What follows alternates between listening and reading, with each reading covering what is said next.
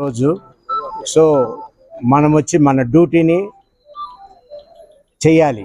ఏంటంటే వచ్చి ఓటు వేయాలి. అందరూ ఓటు వేశారా?